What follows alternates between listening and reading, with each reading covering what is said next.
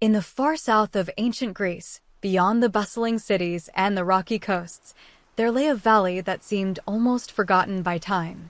The people of the region called it Curia, though few journeyed deep into its heart.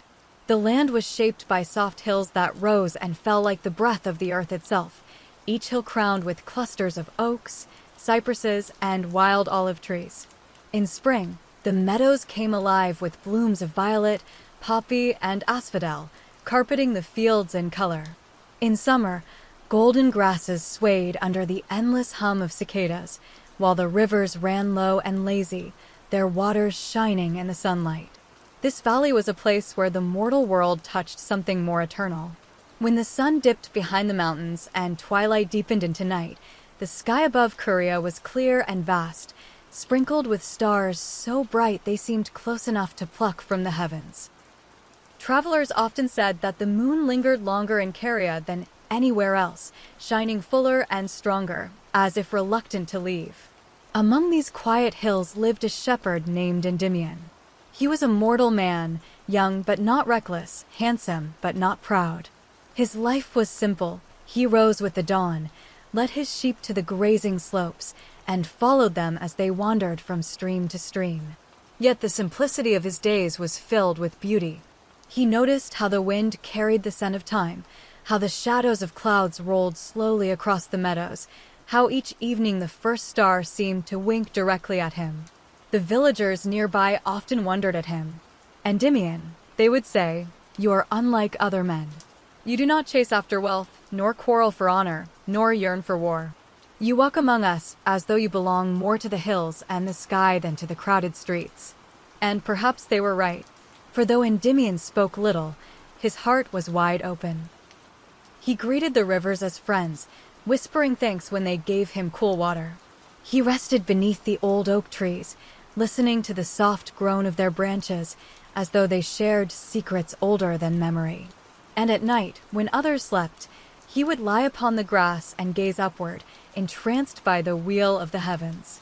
It was here, in this valley, under skies so clear they seemed endless, that Endymion's story began, the story of a shepherd who would one day draw the gaze of the moon herself. Endymion's days were not marked by battles or feasts, but by a rhythm as soft and steady as the beating of a heart. When the first light of dawn spilled across the valley, painting the hills in rose and gold, he would rise from his small wooden hut. His dwelling was humble, with walls of stone gathered from the land, a thatched roof, and a hearth where smoke curled into the morning air. Yet inside it was warm, and its walls echoed with laughter whenever travelers passed by and found themselves welcomed at his table. Endymion stepped into the fields each morning with staff in hand.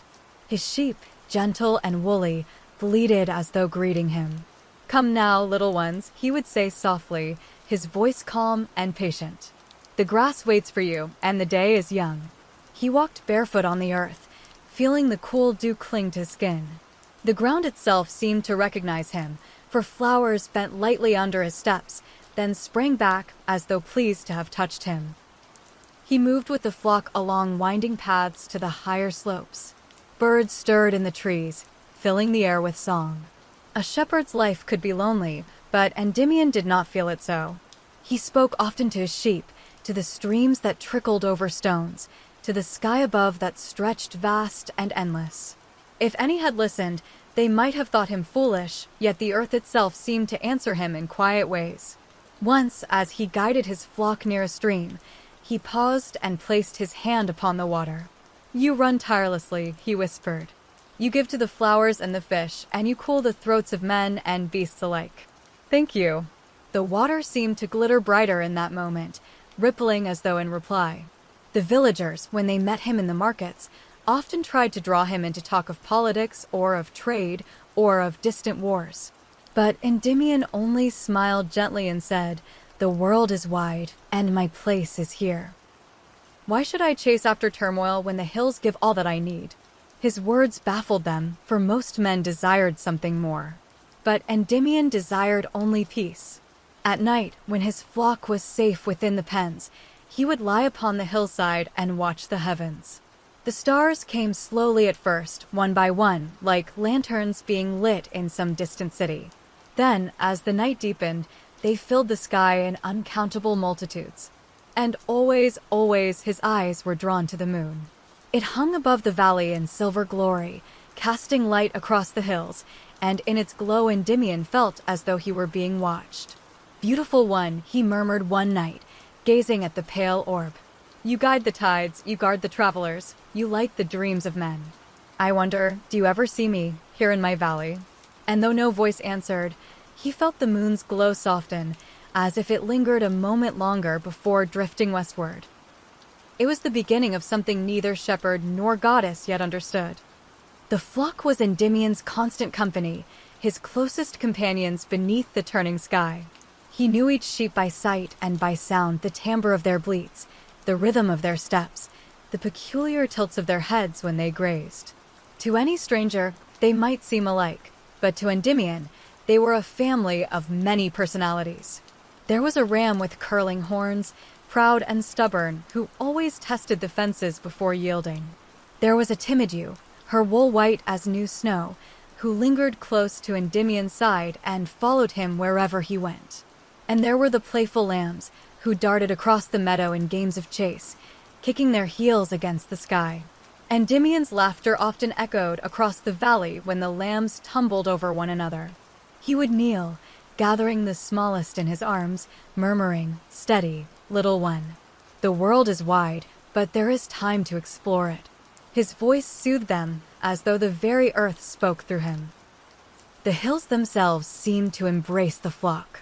Grass grew thick and sweet upon their slopes, touched by the light of sun and moon. Wild thyme and sage grew in clusters, filling the air with fragrance when trampled underfoot. From the hilltops, Endymion could see far across Curia, the dark green stretch of forests, the glimmer of rivers winding like silver threads, and, in the distance, the faint blue of the sea. Though the days passed in simple tasks, guiding the flock, mending fences, guarding against wolves, there was a harmony in the pattern. Endymion's staff struck the earth with a steady rhythm as he walked, and the bells of the sheep rang like gentle music. Sometimes, when the afternoon sun was warm and heavy, he would rest upon a slope while the flock grazed nearby. He would close his eyes and listen, to the wind stirring the grasses, to the bees humming among the flowers, to the faint murmur of a brook below. These sounds were not mere background to him. They were voices, each with their own story. "Do you know," he once said aloud to the sheep clustered nearby, "that the hills have lived longer than we can imagine? They remember the tread of ancient feet, the echo of forgotten songs. And yet they keep watch, always patient, always kind." The sheep blinked at him, chewing contentedly, and he smiled. "Perhaps you think me foolish," he said, "but I believe the earth listens." That night, when the moon rose over the valley, its light fell upon the hills in silver bands. Endymion, lying among his flock, thought he saw the shadows shift as though the hills themselves were nodding in quiet agreement. And somewhere far above, the goddess Selene paused in her nightly journey, her gaze falling upon the shepherd who spoke to hills as if they were kin. The streams of Curia were as old as the hills themselves. They carried the snowmelt of distant peaks, weaving through forests, meadows, and valleys before tumbling into the sea. Some rushed fast and bright, their voices bubbling with laughter. Others trickled gently, whispering secrets to the moss and reeds along their banks. Endymion loved them all. He often paused beside the water, resting his staff upon the stones and kneeling to drink. But he never did so without a word of thanks. "You have traveled far," he would say softly, "yet still you share your cool gift with me. May your journey always be swift." On warm afternoons, he would let the sheep graze nearby while he sat at the water's edge. He traced shapes in the ripples with his fingers, imagining the stream carrying his thoughts far away. "Tell me, bright river," he murmured once, "what lands do you know? What faces have you seen?" The water answered only with its steady murmur, but Endymion smiled as though he understood. Sometimes, children from the village followed him to the hills. They laughed when they saw him speaking to the streams. "Shepherd," one boy said, "why do you talk to the water? It cannot hear you." Endymion only smiled. "Perhaps not," he replied, "but I can hear it. If you listen long enough, you may hear it too." The children tried, leaning close to the flow, but soon grew restless and ran off to play. Yet Endymion remained, patient as ever. One twilight, as he lingered by a brook, the moon rose early, spilling silver light across the water. The ripples shone like molten metal, and for a breathless moment, he thought he saw a reflection not of his own face, but of something more, eyes, luminous and watchful, gazing down at him through the shimmering surface. He started, blinking, but the vision faded, leaving only the gentle stream. Still, he felt a warmth in his chest, as though the moon herself had bent close to hear his words. That night, lying in the grass, he whispered to the sky, "If you listened, Lady Moon, then I thank you. I am only a shepherd, yet you make me feel as though my voice is not lost to the night." And far above, Selene lingered, her chariot slowed, her heart stirred by the shepherd who treated streams as friends and spoke to the heavens as though they could answer. When the day's work ended and the sheep were safe within their pen, Endymion's true joy began. For though he loved the earth beneath his feet, his heart was drawn upward, toward the great expanse of the heavens. Each night, he would climb a slope that faced the wide sky. He lay upon the grass, staff at his side, and watched as twilight deepened. First came the evening star, shining faintly while the horizon still glowed with the sun's farewell. Then another and another until the heavens bloomed with countless lights, each one steady and pure. To most men, the stars were distant pinpricks of fire. To Endymion, they were companions. "Good evening," he would murmur as the first star appeared. "Your light is strong tonight." When constellations rose, he greeted them as old friends, the hunter who strode proudly across the sky, the swan who spread its wings, the seven sisters dancing together in eternal circle. He spoke often to them, weaving tales as if in conversation.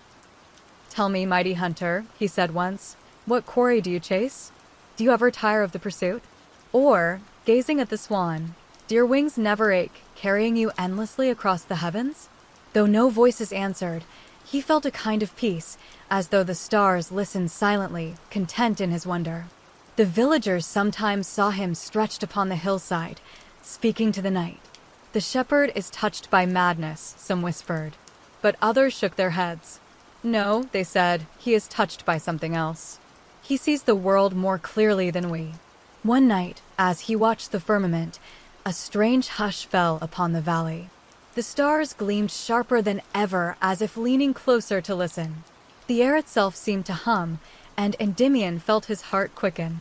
Above all the shining lights, the moon began her rise, round and luminous, casting her glow across the earth. Endymion sat upright, his breath caught. The silver radiance bathed him, soft and cool, and he felt as though the goddess herself reached down to cradle him in light. "Lady Moon," he whispered, his voice trembling. "Do you see me here among the hills? Do you know me, though I am nothing but a shepherd?" And though the sky was silent, Selene's course slowed. She lingered a heartbeat longer, her face turned toward Curia.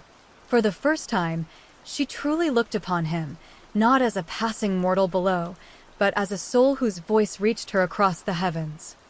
Far above the earth, Selene guided her silver chariot across the sky.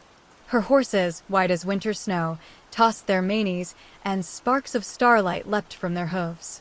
She had crossed the heavens countless times, her path as steady as breath. Yet on this night, her gaze wandered downward, and for the first time in an age, she lingered. Below, in the valley of Caria, she saw him, a shepherd lying upon the hillside, his face turned upward in quiet wonder. His staff rested beside him, and his flock grazed nearby, but his eyes were fixed on her alone. Selene had gazed upon kings in their palaces, upon sailors steering their ships, upon warriors raising shields in moonlight. Yet this mortal was different. His eyes were clear, untroubled by ambition or hunger for glory. Instead, they were filled with reverence, as though he knew her not only as a goddess, but as a living presence. "Who is this one?" Selene murmured to the night air. "This child of earth who speaks to stars as though they are kin? Her voice carried like a breeze across the firmament, and the horses tossed their heads, sensing her stir of feeling. She slowed her course. The moonlight deepened, falling silver upon the shepherd's form, illuminating his brow, his hands folded upon his chest. Endymion stirred in that glow, and though his eyes were mortal, he felt the gaze upon him. He whispered, "Beautiful one, I feel you near. If you are only light, I thank you. If you are more, then forgive me for daring to speak." At those words, Selene's heart trembled. It had been long since a mortal spoke with such sincerity. Many prayed for riches, for safety, for victory in battle. But this shepherd asked nothing. He gave thanks, though he had little, and sought only to be heard. For a moment, Selene considered descending. She longed to set foot upon the meadow, to stand at his side, to hear his voice not as a whisper, but as a word meant for her alone. Yet she hesitated. Gods and mortals were bound by different fates, and their unions rarely ended without sorrow. Still, she could not turn away. Her chariot slowed each night, her horses pulling reluctantly onward as she lingered over Curia. And each night, Endymion felt her gaze, and his heart grew more certain that he was not alone beneath the heavens. So began the first exchange between goddess and shepherd, not in speech, but in glance and silence, in the language of light and longing.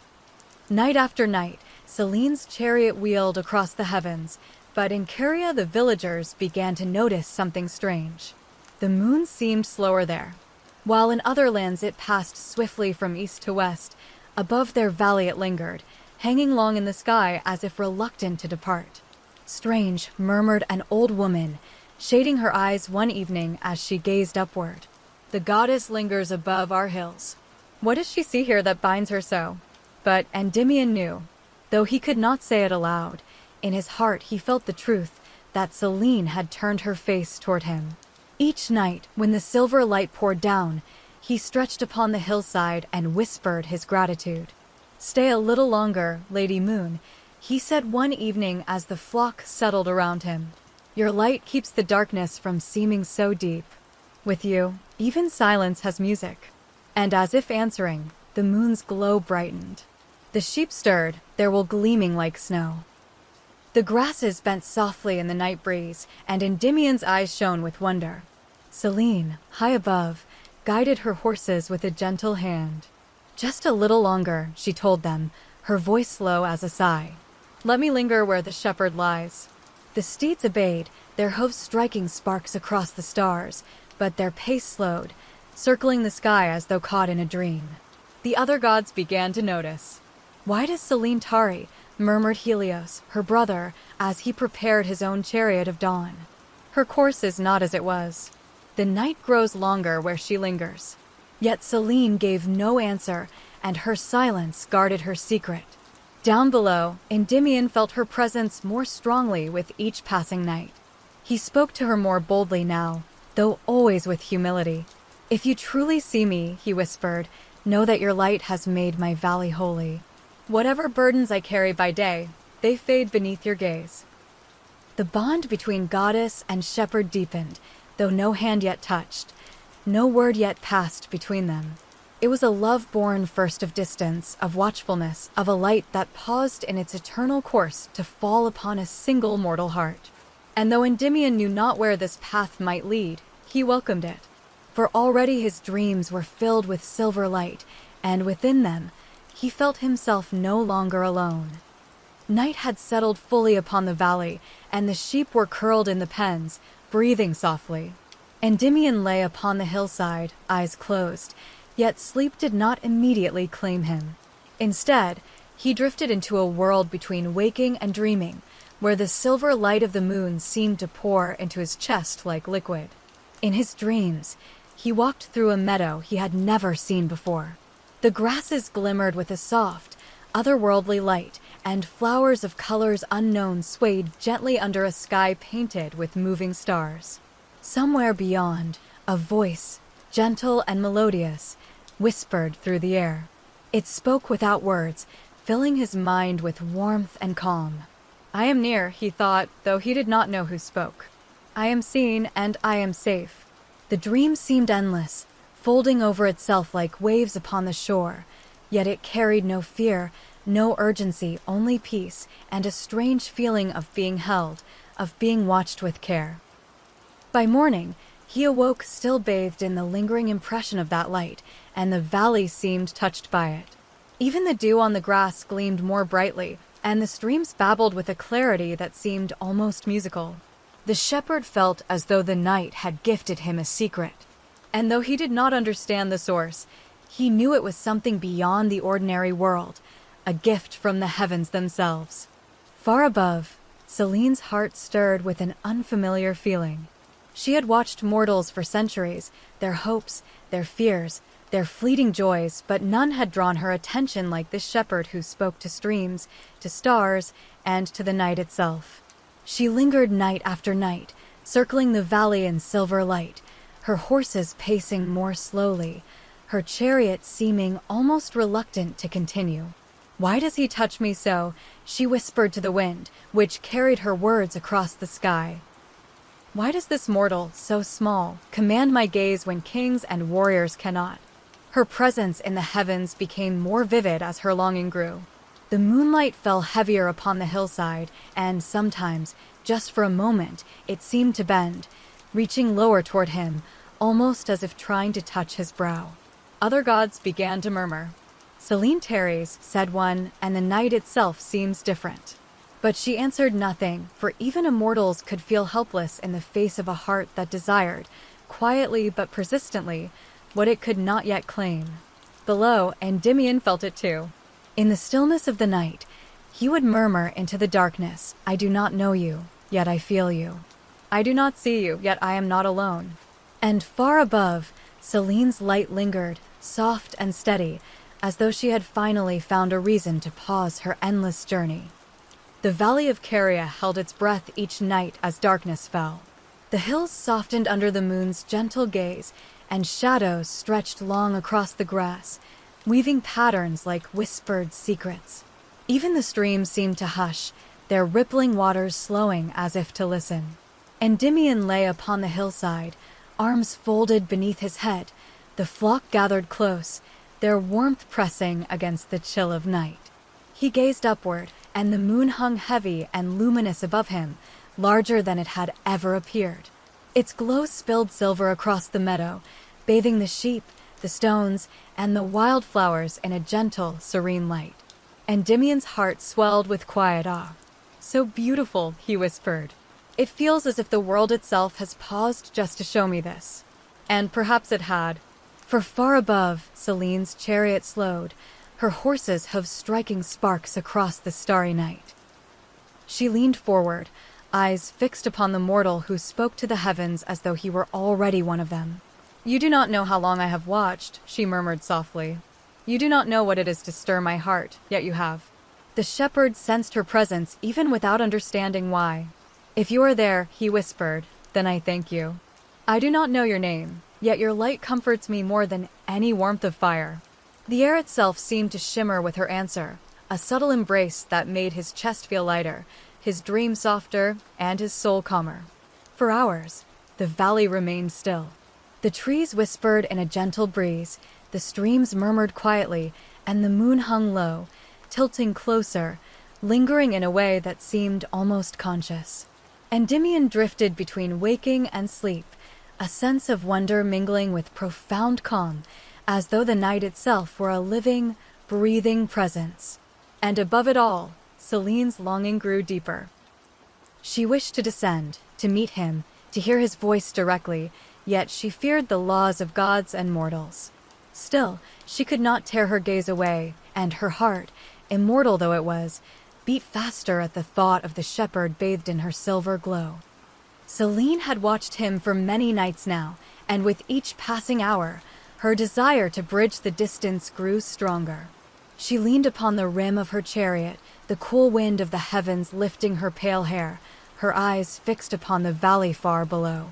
"I cannot remain above forever," she whispered. "I must see him, speak to him, touch what my light has longed to caress." Her horses snorted and shifted, sensing the shift in their mistress's will. "Be patient," she told them gently. "We do not hurry. We descend not in haste, but with care. He is mortal, fragile, yet he has held my gaze without fear. Sparks trailed from their hooves as the chariot slowed, drifting lower than ever before, the silver light spilling in arcs across the hills. Endymion, lying on the hillside, stirred in his sleep. In his dreams, the meadow of light returned, brighter than before. The air seemed to shimmer with a presence he could not name, yet somehow knew was near. "Who are you?" He whispered into the darkness of his dream. His voice carried on a breeze that was not entirely of this world. Selene's eyes softened as she hovered. "I am near, Endymion," she murmured, her voice a melody that neither wind nor stream could capture. "I have watched you, and I have seen the purity of your heart. Now I wish to speak to you, to touch the edges of your world with mine." But even as she descended, caution gripped her. Gods were not meant to mingle freely with mortals. Fate often wove tragedy into such unions. Yet her longing, soft and fierce, could not be denied. The night stretched long and silver, holding its breath, and the valley waited, as though it too sensed the meeting that was about to unfold. Endymion murmured again in his dream, reaching toward the shimmering light, and in that moment, the first connection between goddess and shepherd, though unseen and unspoken, solidified. Like a fragile bridge of moonlight and trust spanning the world below and the heavens above. Selene's chariot shimmered across the night sky, silver wheels turning slowly, horses snorting sparks of starlight with every step. The air around her seemed to hum, resonating with her quiet excitement and the tension of what she was about to do. Though she had traveled countless nights through the heavens, guiding tides and casting light over sleeping lands, she had never lingered so deliberately over a single mortal before. Below, the valley spread like a green carpet.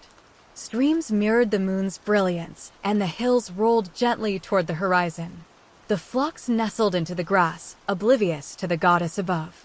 Yet her gaze fell only on one figure, the shepherd lying beneath the sky, staff at his side, eyes closed but lifted toward her light. "My heart longs for him," she whispered, leaning forward so that her hands brushed the reins. Yet to descend fully, to touch the mortal realm, may change everything. Her voice was soft, carried on the night wind, almost indistinguishable from the rustle of leaves. Even the stars paused to shimmer brighter in response, as though waiting for her decision. She adjusted the chariot's course, moving lower, slowing her horses further. The silver glow bathed the hillside, casting long, gentle shadows across the meadows. She could almost feel the warmth of the earth, the breath of the sheep, the quiet pulse of life that radiated from Endymion. He had never looked at her directly, yet she felt a connection stronger than any she had known in her immortal existence. "Steady now," she murmured, patting the horses' necks. "We must descend gently. Let the first touch of my presence be a blessing, not a shock." The valley seemed to respond, holding its breath as though aware that a moment of destiny was approaching. Endymion slept, unaware of the silver chariot descending toward him. Yet, even in sleep, he felt the subtle shift in the night, the air tinged with something more than moonlight, as if the wind itself carried a heartbeat. His dreams were deeper now, shaped by streams, stars, and soft, unspoken presence. In the dream, he walked through the meadow of light he had glimpsed before. Flowers glowed faintly, streams sparkled brighter, and the sky seemed larger, more vivid than ever. And there, in the distance, he sensed her an essence of light and warmth that moved closer, though he could not yet see it clearly. "Who are you?" he whispered into the dream, voice trembling with wonder. "Do you belong to the heavens, or to the night itself?" The air shimmered, and a soft, melodic voice reached him, though not with words he could fully comprehend. "I am near, Endymion," it said, gentle as the rustle of leaves.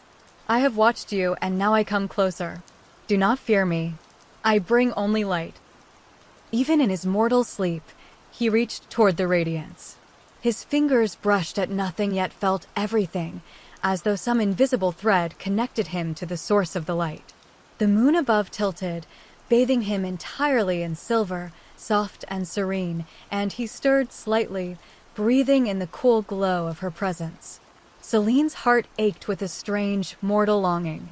She hovered just above the grass, seeing him lie so peacefully, so entirely mortal and yet so profoundly pure. "Soon," she whispered, "you will know me, Endymion. Soon, our worlds will meet, and yet I fear what may come." And still, the night held its breath, the valley silent except for the soft murmurs of streams, the gentle breathing of sheep, and the quiet rhythm of a goddess's heart, poised to reach the mortal she had long admired from the sky. Selene hovered just above the grassy hillside, her silver gown flowing like liquid starlight. The world below seemed quiet, yet in that quiet she sensed every living thing, the breathing of the sheep, the whispering of the grass, the faint murmur of the streams winding through the valley. But her attention was drawn only to him, the mortal shepherd whose heart radiated a quiet purity she had never witnessed among men. She leaned forward, and the night itself seemed to bend toward her. "How is it," she whispered to herself, "that a being so small can hold such light in his heart? How is it that I, who have crossed the heavens countless times, feel it so?" The words slipped into the air, soft as a breeze, stirring the leaves below and making the stars above twinkle brighter. Endymion remained in slumber, but she could feel the gentle rise and fall of his chest, the faint twitch of his hand as if reaching for something beyond his mortal grasp. His dreams were calm, yet layered with the curiosity and wonder that had first drawn her gaze. It was as if he knew something without fully understanding, something sacred that connected him to the cosmos. "I wish I could speak to him directly," Selene murmured, her voice almost lost in the night wind. "Yet the laws of gods and mortals are unyielding. Even so, I cannot turn away. I cannot leave him here without revealing some part of myself." She reached toward him with a hand that was both light and impossible, yet stopped herself just above the air, trembling with anticipation and fear. The valley seemed to recognize her presence. Shadows lengthened softly, and the streams rippled as though greeting her. Even the sheep stirred slightly, their eyes reflecting the silver glow. She watched for hours, silent and devoted, as though the world itself had paused to honor the unspoken connection forming between the immortal and the mortal. Endymion dreamed deeply that night. In the meadow of light he had begun to visit more frequently. The flowers glowed brighter than ever, and the stream sparkled with a clarity that made his heart ache with awe. He walked slowly, barefoot on the soft, luminous grass, feeling the pulse of life in every blade, every petal. And then he heard it, a whisper, soft and melodic, yet undeniably present, threading itself through the dream like the gentle current of a stream. "Endymion," it said, and he froze. Though he could not see who spoke, his heart recognized the tone, the warmth, the weight of care behind it. "I am near," the voice continued, carrying the resonance of moonlight and night air, "and I have watched you for longer than you know. Fear nothing. I bring only light and quiet." He moved toward the sound, unsure if it was a voice or part of the dream itself. "Who are you?" he murmured aloud, though the words felt inadequate in the vastness of the meadow. "Are you a spirit? Or something greater?" A soft radiance spread through the dreamscape, coalescing like liquid silver. Though he could not yet see her fully, he sensed her presence in every star above and every stream below. "I am closer than you know," the voice whispered again. "I am watching and I am waiting. And soon, you will see me." Endymion's chest rose and fell rapidly, a mixture of awe, wonder, and the faintest tinge of fear. Yet it was a fear tempered by serenity, the same calm that had drawn him to the streams and stars for so many nights. He felt himself drawn forward, as though the dream itself was guiding him toward a meeting long destined, but not yet realized. Far above, Selene hovered, her hand trembling with the urge to descend. "Soon," she whispered to herself, "I will show him who I am. I will speak, and perhaps he will know the depth of my care. Perhaps he will see me as I see him." And with that, the night stretched on, holding them both in the soft embrace of silver quiet, a world poised between dream and reality. The first words they exchanged were not in the language of mortals alone, nor entirely in the song of the heavens. they were a mixture of both, carried by silver light and whispered wind. Selene hovered just above the hillside, her gown flowing like liquid starlight, her hands trembling as she reached toward the sleeping shepherd. She had watched him for countless nights, and now, finally, the moment had arrived when speech was possible, when her presence could manifest not just as light but as voice. "Endymion," she murmured softly, the sound threading itself through the dreamscape and into his slumber. "I have watched you, and I have longed for this moment. Do you know me?" He stirred, eyes fluttering beneath his lids, his dream shifting like leaves caught in a gentle breeze. His voice emerged hesitant, small, yet filled with wonder. I feel you," he murmured. "I see your light in the streams, in the stars, but I cannot understand who you are." Selene's laughter was a soft bell in the night, a sound both joyous and delicate. "I am Selene," she said. "I am the moon that watches over the sleeping world. I have seen your heart, and it shines brighter than most mortals I have known." Her voice wrapped around him, comforting and bright, filling the space between dream and reality with warmth. Endymion lifted himself on an elbow, still in the meadow of his dream. "The moon watches me," he whispered, incredulous. "I am only a shepherd, and yet you watch me?" "Yes," Selene said, her tone soft but firm. "I have lingered over your valley night after night because I have never known a mortal like you. Gentle, patient, full of wonder, you speak to the streams, you listen to the stars, and in your heart there is a quiet truth that calls to me." Endymion's chest heaved. Why me? Why not kings or heroes or men of great deeds?" "Because they seek glory," Selene said, descending slightly, letting her silver light touch the blades of grass beside him. "But you seek understanding. You see the world, not with desire to control it, but with reverence. And I cannot resist the pull of such purity." The dream shimmered, and the meadow seemed to bend slightly, responding to their first real exchange of words. Endymion reached toward the glow, and though his hand met nothing tangible, he felt an electric warmth, a tether binding him to the goddess who had so long watched over him. For the first time, their hearts touched, though still in silence, still through dreams. And yet the world seemed altered by the mere act of speech. The streams sparkled brighter, the stars pulsed gently, and the wind hummed softly through the hills, echoing Selene's voice. Dawn was slow in arriving that morning, lingering behind the distant mountains like a reluctant guest. Endymion's eyes opened beneath the silver glow still lingering in the valley. Though it was not entirely sunlight that touched him, it was the afterglow of the goddess's presence. For the first time, he truly felt her, not merely in dreams, but hovering on the edge of perception as though she existed both in the world and above it. He sat upright, blinking, and saw the first hints of her light reflected in the streams below. The meadow of his dream seemed to linger in reality. The flowers' edges glimmered, the grass blades shone faintly, and the soft air smelled of distant night-blooming flowers he had never encountered before. "Was it a dream?" he whispered, voice trembling with awe. "Or is it real?" Selene's light, silver and warm, bent slightly closer, spilling across the hill with a radiance that was both gentle and insistent. "It is real," she said, her voice soft like wind across a sleeping forest.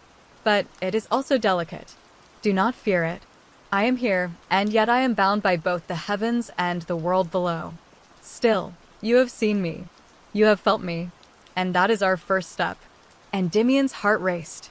I do not know how to speak to you fully," he admitted. "I am mortal. My words are small. How can they match the vastness of what you are?" "You need only be yourself," Selene replied, hovering closer, her silver glow bathing him entirely. "Your heart is enough. You have shown me things mortals rarely do: patience, reverence, love for the quiet world. That is more than any king or hero could offer me." He leaned back on the grass, breathing deeply, feeling the warmth of her presence like sunlight over chilled earth. "And yet, I feel as if I have always known you," he whispered. "Even before tonight, your gaze, it has been upon me." Selene's heart stirred, tender and infinite. "And I have watched," she said softly. For nights uncounted, I have lingered, waiting for the right moment. Now, Endymion, it begins. Slowly, carefully, we will learn one another, and in time, perhaps more. The valley remained silent, yet somehow alive, as though the earth itself honored their first real communion. The stream shimmered in response, the flowers seemed to lift slightly in the soft breeze, and even the sheep turned in their pens, sensing a change in the night that had passed into day. For Endymion, dawn had never felt so alive. And for Selene, hovering between the heavens and the earth, a new longing, gentle yet irresistible, took root, one that would guide her for nights to come. The night had deepened once more, and the valley lay swathed in silver. Endymion sat atop the hillside, heart still racing from the first words he had heard from the heavens. The lingering glow of moonlight was more vivid than ever, bending softly toward him as though the world itself had shifted. Selene drew closer, lowering her chariot slightly, her flowing gown brushing against the starlight like rippling water. For the first time, she allowed her form to take shape for him, not just as light, but as a being he could perceive, pale and luminous, with hair cascading like liquid silver and eyes reflecting every star he had ever admired. I can see you," Endymion whispered, awe thick in his voice.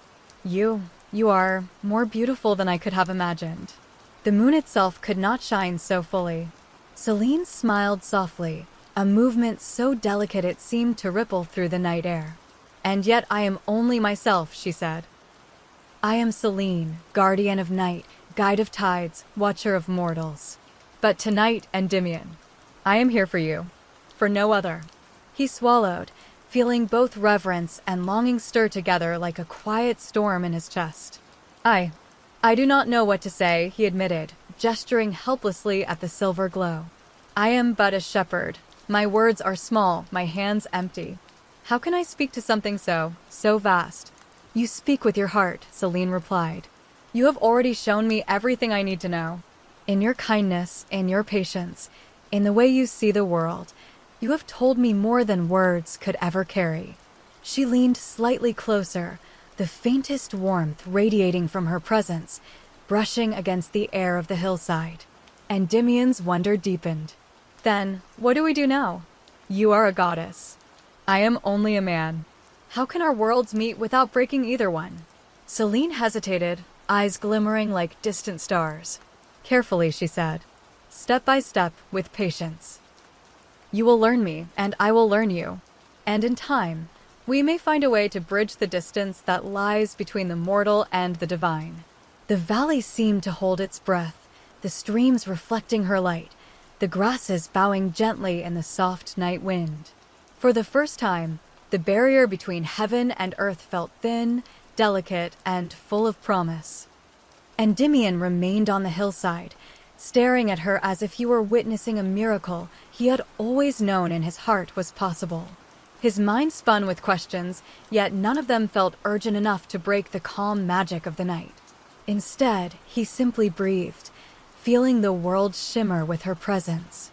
"You are real," he murmured, voice barely louder than the wind. "You truly are here." "Yes," Selene said softly.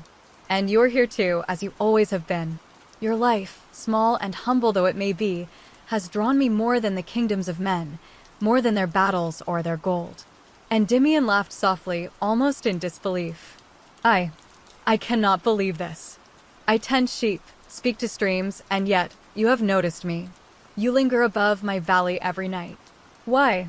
Because your soul is honest," she said simply. "Because your heart is open. You see the world without grasping for it, without twisting it for gain. You love what is small, fleeting, and yet eternal. That is rare among mortals. That is why I watch." He leaned back, letting the silver light fall over him fully, and felt a profound wonder settle into his chest. "And what am I to do with such a presence?" he asked quietly, almost to himself. "How can I carry even a fraction of this in my life?" "You need only be yourself," Selene replied, hovering just above the grass. "You do not need to climb mountains, nor battle giants, nor build palaces. You need only exist as you have always existed. And I will be here, watching, guiding, and slowly teaching you what it means to see me, to know me. Endymion's heart swelled with both humility and joy. For the first time, he understood that the divine need not overwhelm the mortal, that wonder could coexist with simplicity, and that a heart as quiet as his could indeed hold the attention of a goddess. The night deepened around them, soft as a lullaby. The streams whispered, the stars pulsed faintly, and the valley seemed to exhale, content in the knowledge that something miraculous was quietly unfolding in its midst, a connection that bridged worlds, fragile yet luminous, like a thread of silver light across the vast dark. The night lingered over the valley long after Selene had revealed herself. Endymion remained on the hillside, his heart still racing from the encounter, yet calm in a way that surprised him. The silver light of the goddess clung softly to the grass, the trees, and the folds of his cloak, as though the very air had absorbed a fragment of her presence. "I will return," Selene whispered, hovering just above the meadow. Her voice, soft and melodic, resonated with the rhythm of the streams and the sighing of the night wind. "I must return to my course, to the heavens, to duties that cannot be abandoned. But I will come back, Endymion. Always." Endymion rose slowly, feeling the weight of her words settle in his chest. "Return," he echoed, awe and hope mingling. "You mean, you will come again? You will speak to me and see me, and..." His voice faltered, overwhelmed by the impossibility and wonder of it all. "Yes," Selene said, her silver light bending slightly toward him as though she could fold the distance between them with a gesture. "You will not be left alone. Each night I will watch, and when the time is right, I will draw closer. Your heart is steady and patient. That is why I can leave you now without fear." Endymion closed his eyes, taking in the gentle promise. "Then I will wait," he whispered.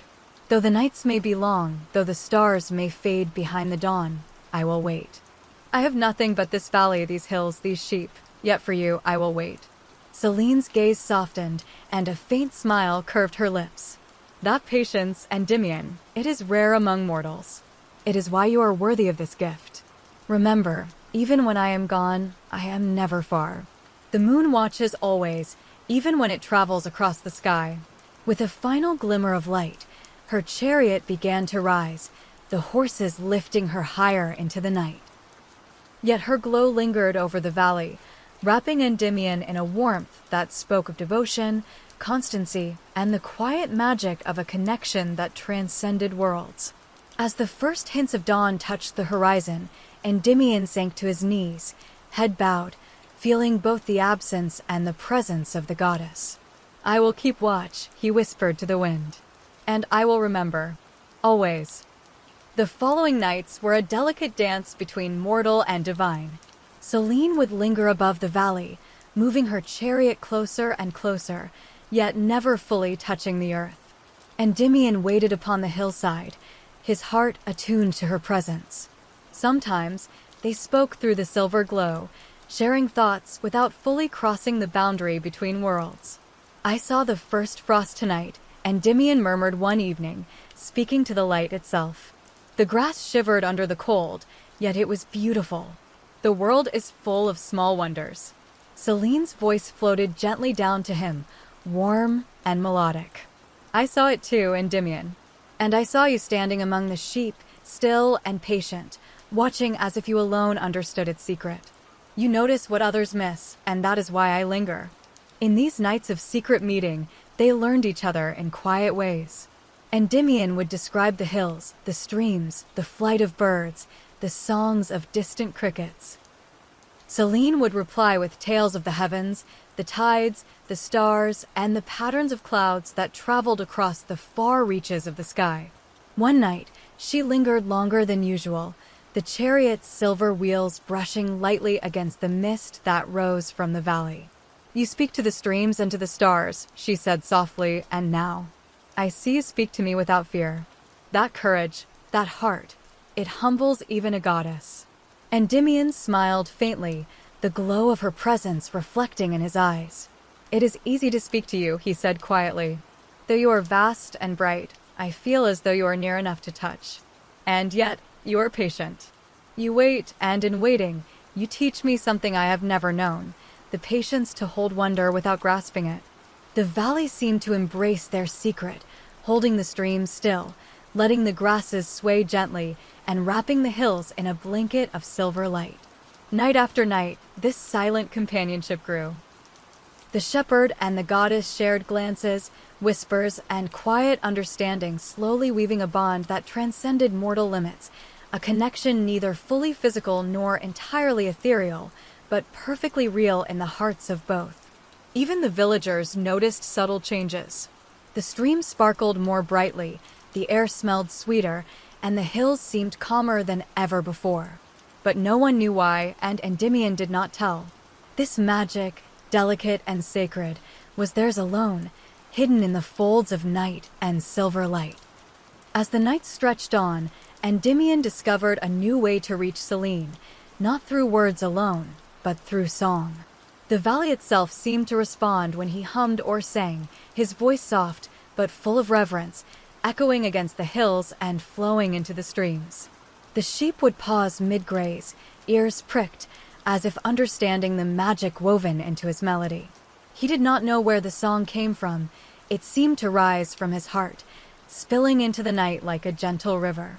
"Oh, moon above," he sang one evening, voice trembling, "your light guides me through shadow. Your glow warms my soul, though I have never touched your hand." The silver light of Selene bent closer, drawn irresistibly toward the melody.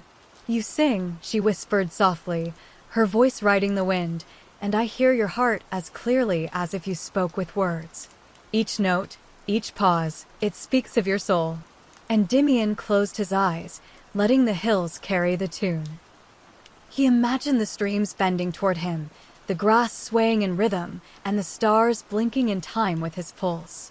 "I do not know if you hear me fully," he murmured between verses, "yet I feel as if these hills, the air, and the heavens themselves carry my song to you." Selene's glow brightened, spilling warmth across the hillside. "It reaches me," she said, her voice both awe-filled and gentle. "And I am moved beyond words. You have found a bridge between us, Endymion, not just in your gaze or your heart, but in your song. You speak to me as the night itself speaks, without hurry, without claim, only truth." For hours, the song continued, soft and steady, until the first light of dawn touched the horizon. Endymion fell silent, chest heaving yet calm. He felt as if the melody had carried a piece of his soul directly to Selene, and in turn, a piece of hers had flowed down into him. The valley, the hills, the streams, and even the distant stars seemed to hum softly in response, marking the first true communion of mortal and goddess through music. Selene lingered above him, her heart stirring with newfound delight and longing. "Such song," she whispered, "is rare among mortals. You speak not only with words, but with life itself, and in this I find a joy beyond the stars." The following night, Selene lingered longer than ever before, her chariot wheels brushing faintly against the mist rising from the valley. She spoke now not only to answer his questions, but to teach him, to reveal glimpses of the vast heavens and the secrets of the night, stories that few mortals had ever heard.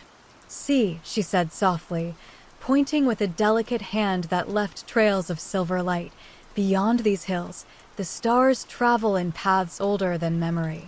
Some have seen the rise and fall of kingdoms, some have witnessed the first rivers form.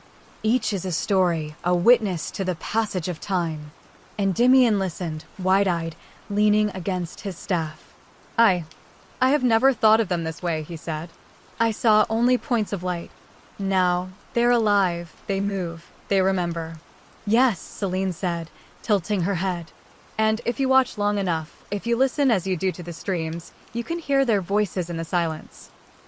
They speak in cycles, in patterns, in subtle rhythms that tell of the world beyond sight." Endymion's curiosity burned like a gentle fire. "And do they ever tire? Do they ever rest?"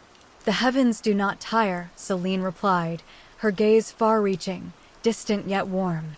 "But they adapt, they shift, they make room for new lights to shine. Even the moon, though bound to its path, can linger when something calls it, just as I linger now." He looked up, letting the silver glow wash over him, imagining her among the stars, guiding the tides, casting light across distant seas. "And yet you come to me," he said softly, all lacing his tone. "Why leave all that to watch a shepherd in a valley?" "Because your heart is extraordinary," Selene whispered, brushing against the air like a gentle wind. "You notice what others overlook. You honor what others ignore. And in that, you have drawn me closer than all the stars of the night." The valley, the streams, and the hills seemed to hold their breath, the air thick with magic and longing. Endymion felt the vastness of the sky pressing gently on his soul, yet instead of fear, there was calm, joy, and the soft thrill of connection. For the first time, he realized that the heavens themselves could touch the mortal heart not with force, but with gentle, patient presence. The Valley of Curia had grown accustomed to the soft glow of Selene's presence, though no mortal aside from Endymion suspected the full truth of it. On this night, the air was unusually still. The hills seemed to lean inward, listening, and the streams flowed with a clarity that reflected the stars like mirrors. Endymion had settled atop his favorite slope, staff in hand, heart open, awaiting the nightly visitation that had become the center of his quiet world. Selene's chariot approached with the subtle rustle of distant wind, wheels turning slowly, horses tossing faint sparks of silver starlight. As always, her light enveloped the hillside first, brushing against the grass and streams like a delicate hand. "Tonight," she whispered, her voice threading through the night, "I will tell you more of the sky. Not only its movements, but its stories. You must listen carefully, for they speak truths few mortals ever hear." Endymion leaned forward, breath caught in anticipation. "I will listen," he murmured. "Every word, every pause. I want to understand as you understand." Selene began then, recounting tales of the constellations, the proud hunter who chased shadows across the sky, the sisters who danced in eternal circles, the swan who soared through the heavens with silent grace. She spoke of stars that were older than kingdoms, of comets that carried messages between worlds, of the invisible currents that guided tides and winds alike. Her voice was a soft melody, harmonizing with the gentle murmurs of the streams and the rustle of the grass. "And yet," she continued, "all this beauty is not mine alone. I may guide the night, but the heavens hold more than a single light. Every star, every whispering wind, all participate in a story far larger than even I can see." Endymion's eyes widened, reflecting the silver glow. "And you watch it all," he whispered. "You see all of it, and yet you have time to linger here with me?" "I do," Selene said softly, a faint smile playing on her luminous lips. "Because even the vastest sky must acknowledge the small wonders beneath it. And you, Endymion, are a wonder not to be overlooked." For hours, they shared stories in the valley. The mortals spoke of hills, streams, and forests.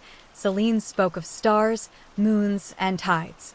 Though worlds apart, their voices intertwined, creating a tapestry of light and sound that bent the very night around them.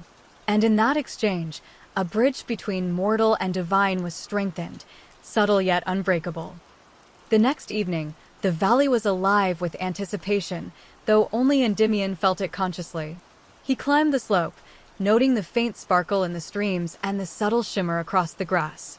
His flock had settled, yet he hardly noticed them now, heart and mind drawn toward the nightly visitor whose glow had become the axis of his life. Selene hovered closer than ever before, her gown flowing like liquid silver, her presence tangible and warm. For the first time, she allowed her light to touch his skin fully, the glow brushing his arms and shoulders like a caress, gentle yet insistent. Endymion gasped softly at the sensation, marveling at the impossibility of it. It is real," he whispered. You are here. I can feel you." "Yes," Selene murmured, voice low and melodic, "and you have allowed me to be near. No mortal has ever been so patient, so open, so ready to receive without fear. Tonight, you feel my touch not as a goddess imposing, but as a companion, as someone who has watched over you for countless nights." Endymion closed his eyes, letting the silver light wash over him. fingers trembling as if the very air contained a life he could scarcely comprehend. "It is more than I imagined," he whispered. "I do not know how to return it, but I feel it in every fiber of me." Selene tilted her head, her luminous hair trailing behind her like threads of starlight. "You need not return it," she said.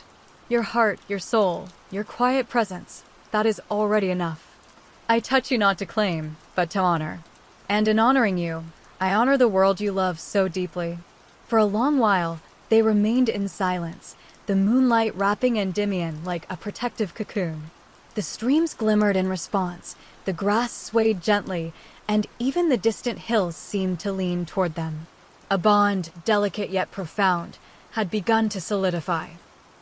The first tangible connection between mortal and goddess, bridged by patience, trust, and the gentle touch of moonlight. When Selene finally lifted her chariot higher, the glow remained around Endymion, faint yet undeniable, lingering in the valleys of his heart and the folds of the hills. "Remember," she whispered, "I am always near. Always watching, always waiting, and one day you will see me fully, without hesitation, without distance."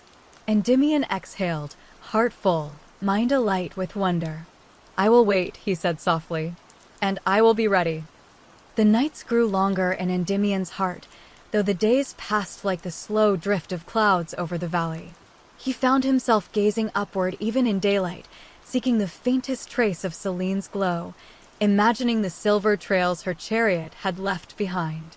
It was during one such afternoon, when the sun hovered low over the hills, that he first realized something profound. Time was different for her, and her presence could not be measured by mortal hours alone. He sat by a quiet stream, throwing pebbles into the water, each ripple shimmering in golden sunlight. "The moon, it travels the sky as I watch it from here," he murmured. And yet, Selene lingers as if hours have no meaning to her. To her, the world moves in a rhythm I cannot feel. A gentle whisper of silver light brushed the water, and Endymion's heart recognized the presence immediately. "You hear me," he said softly. "And yet, I feel you moving in ways I cannot follow. Time bends around you, doesn't it?" "Yes," Selene said, hovering above the stream, her glow bending over the ripples. "The mortal world and the divine do not share the same rhythm. One flows like a stream, the other like the slow turn of stars. That is why our meeting is delicate. I linger for you in ways the world may not perceive, and yet, each moment for you is precious and finite." Endymion's gaze sank into the water, seeing the reflection of his own eyes, the silver glow surrounding them. "Then every night with you," he whispered, "every moment, it is a gift. A gift measured in heartbeats rather than hours." Selene's laughter was soft, like wind over sleeping hills. "Yes, Endymion, that is exactly what it is. And your patience, your willingness to wait, it honors both our worlds. It makes the impossible seem possible, and allows me to linger here without fear of disrupting the balance." For hours, they spoke quietly, he learning the nature of time for a goddess, she learning the way a mortal heart perceives moments. Streams rippled, grasses bowed, and the distant hills seemed to absorb the lessons, becoming a witness to their communion. In that exchange, Endymion began to understand that the span of human life could not limit a heart capable of infinite wonder, nor a goddess capable of infinite patience. One night, Selene leaned closer than ever before, letting her silver glow brush against the hillside and the edges of the meadow. "Endymion," she whispered, voice softer than the wind, "there is a path I travel that few mortals ever see. It is a way between stars, between the folds of the heavens, a secret road that allows me to linger among those I choose." Endymion's eyes widened, breath catching in his chest. "A path you can descend? You can come closer." "Yes," she said, hovering lower, hair flowing like streams of silver, her gown brushing the air with a softness that seemed almost tangible. "But it is fragile, like a bridge of light. Step carelessly, and it will vanish. Step gently, and it can carry you closer than you have ever imagined. I will show it to you slowly, in ways you can comprehend." He leaned forward, heart pounding, reaching instinctively for the silver glow. "Anne, I could walk it? Could I truly follow even a little? Selene nodded, her eyes luminous pools reflecting distant stars. Not yet entirely, but in dreams, in moments of deep trust, you may glimpse the path. It is my way of teaching you, guiding you closer to me, without shattering the world that holds you. Patience is required, Endymion, as always, patience and trust. Endymion closed his eyes, letting the warmth of her presence wash over him. I will be patient. I will wait. I will step carefully. Selene's glow brightened, spilling across the hillside and the streams, touching each blade of grass as though blessing it. Good, she whispered. For the path is fragile, but it exists. And as you grow in understanding, as your heart remains steady, you will walk it with me, step by careful step. Until then, we continue as we have, in secret, in quiet, in light. The valley seemed to hold its breath, the night listening, the stars twinkling more brightly than ever before. Endymion and Selene shared that moment silently, two worlds bound by patience, trust, and the first glimpses of a secret path that promised to unite mortal and goddess in ways both impossible and inevitable. Endymion slept deeply that night, his body curled in the soft grass while his mind traveled to a realm both familiar and impossibly vast. In his dreams, he found himself standing at the edge of the valley, bathed in a light far brighter than the moon alone could offer. A silvery path stretched before him, winding like liquid light between the hills, the streams, and even into the heavens themselves. This is the path, he whispered, heart thundering in awe. His hands trembled as he reached forward, and the glow responded, shimmering beneath his fingertips without being diminished. I never imagined a place like this could exist. Selene's voice came, soft and melodic, echoing in both space and mind. Yes, Endymion. This is my secret path, the bridge between your world and mine. Few mortals have ever glimpsed it, fewer still have walked it. Here, in dreams, you may take your first steps without fear, and I will guide you gently. Endymion's breath caught, and he began to walk slowly, one foot in front of the other, the path bending to the curves of the hills as though it existed for him alone. Each step was cushioned in light, and the world seemed to hum softly beneath him, responding to his presence. It feels alive, he murmured. As if it knows me, as if it welcomes me. Because it does, Selene replied, hovering alongside him, luminous and serene. It exists because of you, as much as it exists because of me. This path is patience made manifest, trust made tangible. Each step you take here, each quiet moment you walk in light, binds our worlds closer together. The dream stretched on, expansive and surreal. Hills rose higher than memory, streams sparkled with reflections of stars that had never touched the valley below, and the sky arched in impossible curves of silver and sapphire. Endymion felt both small and infinite, and every heartbeat carried the profound thrill of connection. You see now, Selene whispered, brushing against his shoulder with a light that felt like warmth, how close we can be.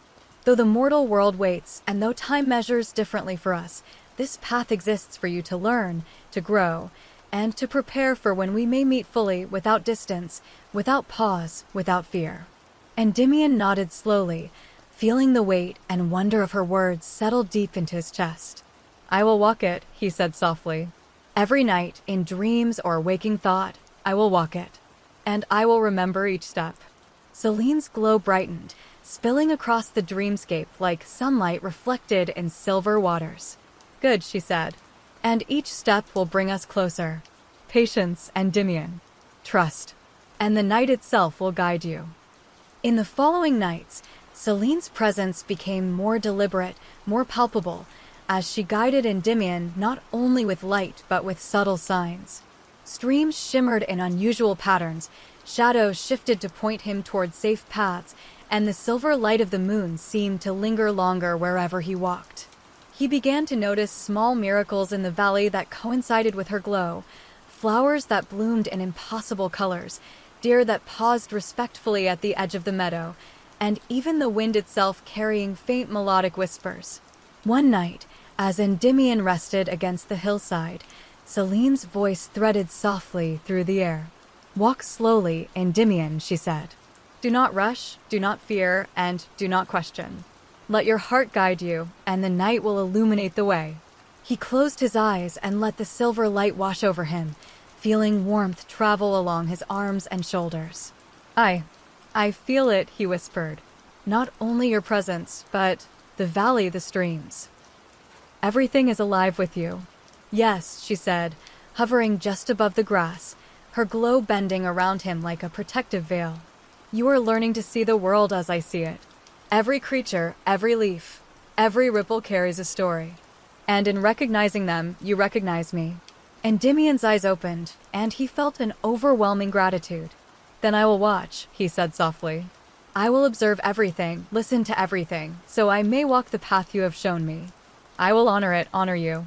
Selene's laughter was gentle, like the distant tinkle of bells carried on wind.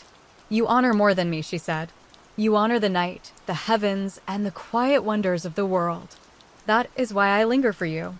That is why the path exists." For hours, they remained together in subtle communion, he walking in thought and heart, she illuminating and guiding, and the valley itself cradling their shared presence. The stars pulsed softly above, the streams rippled in response, and even the hills seemed to bow to the gentle touch of a goddess and a mortal whose worlds were slowly, carefully entwining. And in the quiet that followed, Endymion understood fully what patience meant, not waiting in despair, but in wonder, in learning, in quiet reverence for the one whose light had touched him so profoundly. The valley glowed beneath a full moon, silver and serene, as Endymion sat atop the hillside, staff resting across his knees. Each night, he felt her presence more distinctly, not only in the glow that painted the hills, but in the subtle shifts of the streams, the rustle of the grass, and the quiet hum that threaded through the air. Tonight, Selene intended to teach him more than words could convey, the nature of light, not merely as illumination, but as a bridge between worlds. "Endymion," she whispered, her voice flowing like gentle wind through the meadow. "Light is more than what you see. It carries intention, warmth, guidance, and protection. Watch closely." He lifted his gaze to her silver glow, noticing the way it bent around each tree, caressed each flower, and traced the edges of the hills like a living thing. "I see it," he murmured. "But how can I understand it fully? I am mortal. My eyes cannot follow all you do." Selene hovered lower, letting a tendril of moonlight wrap gently around his hands. "You will feel it rather than see it. Notice how it moves not only across the hills, but through your heart. Each ripple of light, each shimmer, carries a lesson. Patience, reverence, trust, and above all, awareness of the quiet wonders that exist beyond mortal perception." Endymion closed his eyes, allowing the glow to flow through him. He felt warmth, a pulse of rhythm, the gentle tug of invisible threads connecting every leaf, every blade of grass, every stream, and even the stars above. It feels alive," he whispered, "as if every part of the world itself is breathing with you."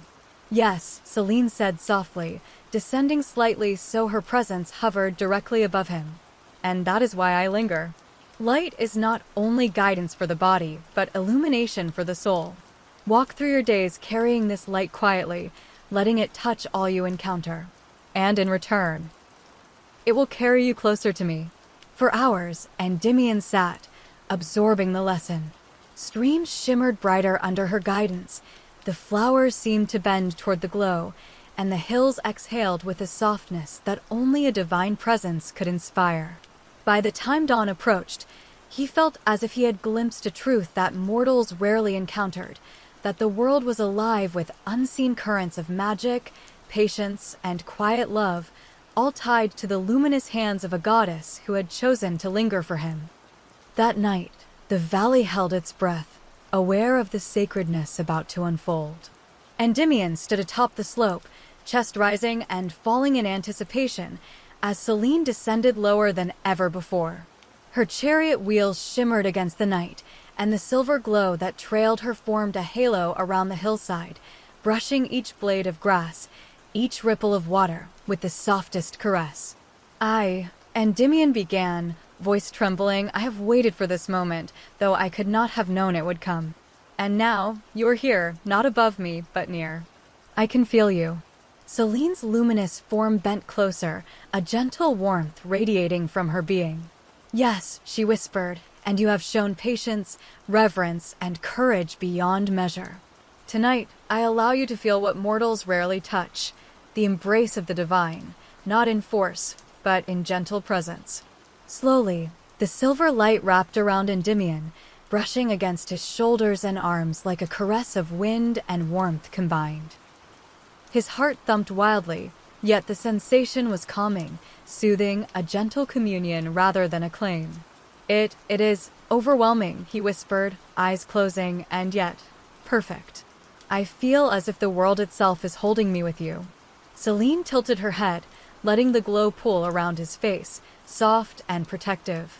Do you feel it, Endymion? This touch is not meant to bind, not meant to claim.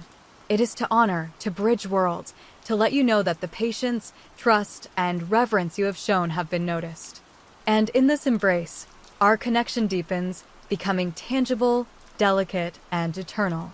He opened his eyes, looking directly into the silver radiance that was more than light. It was presence, intention, and love. I feel it, he whispered, tears glimmering. I feel you, and it is beyond words. I never thought I could feel so complete, so whole, in the presence of a goddess. Selene's voice softened further, resonating through the valley and even the hills. And you are complete because you are yourself. Never forget, Endymion, it is your heart, your quiet wonder, your patience, that has drawn me closer. Tonight, the moon itself bears witness to our first embrace, a touch of light, a promise of what may come. The valley exhaled as the silver glow lingered around them, wrapping them in a cocoon of warmth, quiet, and unspoken devotion. Streams shimmered, flowers bent toward the light, and the night itself seemed to pulse with a gentle rhythm, a heartbeat shared between mortal and goddess, echoing across time, space, and eternity. The valley lay under a blanket of moonlight, silver and still, as Endymion walked slowly through the tall grasses. Each step carried the memory of Selene's touch from the previous night, and he felt a warmth in his chest that was both comforting and strange, a mortal heart wrapped in the gentle embrace of the divine. Above him, the moon traced its usual path across the sky, yet tonight it felt different, closer, as though guiding him in ways he could only begin to understand. Selene's voice drifted softly on the wind, melodic and bright. Endymion, tonight I will show you the secrets of the night. Not merely what you see, but what exists beyond sight, currents of life, and light that mortals rarely notice. He paused by a stream, watching the water shimmer as her silver glow bent and danced across its surface. I can sense it, he whispered. The world is alive, and it feels aware. Yes, Selene said, hovering closer. Her gown flowed like liquid moonlight, and her hair shimmered with threads of starlight. The night has its own rhythm, its own music. Listen closely, the whisper of the trees, the ripples of the water, the faint flutter of wings, all of it speaks. Life continues, hidden from most, yet perfectly synchronized with the heavens. Endymion knelt beside the stream, letting his fingers trail in the water. He felt a gentle pulse, as if the streams themselves carried the heartbeat of the night. It is beautiful, he murmured, and fragile. If someone did not notice, would it vanish? Selene tilted her luminous head, her eyes reflecting the stars. It would not vanish, but it would remain unseen, unappreciated. That is why I linger for you. Because you notice. Because you honor. Mortals often walk blind to the quiet miracles around them. But you see, and that is a gift. Hours passed as she guided him, teaching him to notice subtle glows in the grass, the way shadows whispered against each other, the songs of insects and streams that echoed in patterns only the night could understand. Endymion absorbed it all, feeling his awareness stretch, his heart grow, his mind learn patience beyond measure. By dawn, he lay back in the soft grass, gazing at the silvered hills. I never knew, he whispered, voice trembling, that the night, could hold so much. Selene hovered above him, radiant and serene. And this is only the beginning. Every night holds secrets, and every secret carries understanding. Patience, Endymion. Trust. And soon, you will see how the night itself bends to the light of love and wonder. One night, Selene guided Endymion to a hidden part of the valley he had never known, a meadow that shimmered as if carved from moonlight itself. The grass glowed silver under the night sky, tiny flowers sparkled like miniature stars, and the air carried a soft hum, a resonance that seemed to pulse with life. "This is for you," Selene said, her voice luminous, gentle. "A gift, Endymion, though not in gold or jewels, but in something far rarer, a place touched by the heavens, where your heart can wander freely, and where my light lingers even when I cannot remain." Endymion knelt, running his hands through the luminous grass. "It is unreal," he whispered, awestruck. "Every step feels like walking through a dream." How is this possible?" Selene descended closer, letting her glow mingle with the silver of the meadow.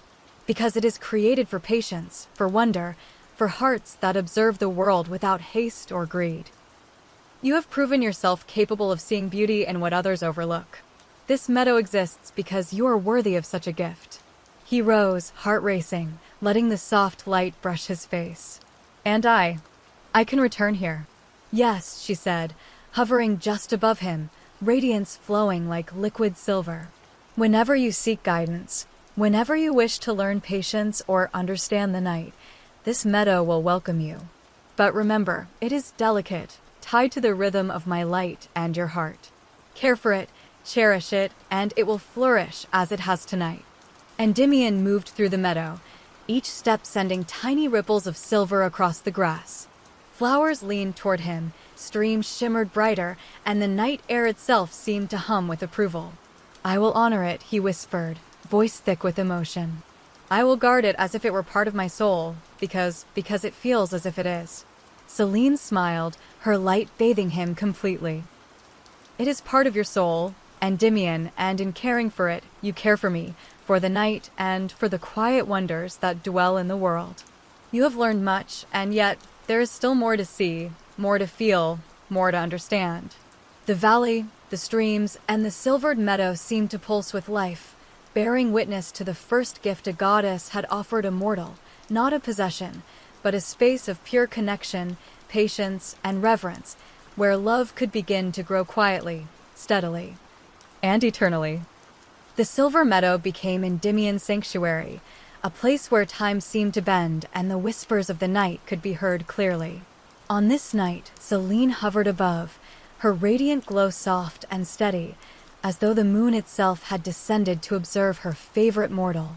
"Endymion," she began, her voice threading through the meadow like liquid starlight, "tonight I will teach you about patience.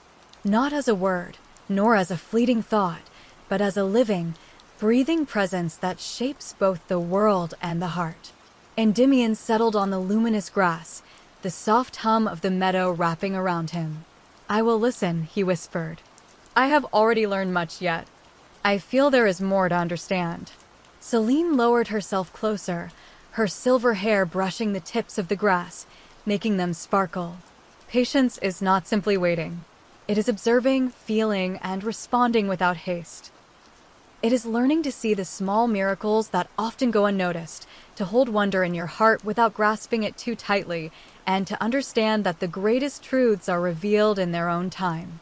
He nodded slowly, absorbing her words as he traced patterns in the glowing grass.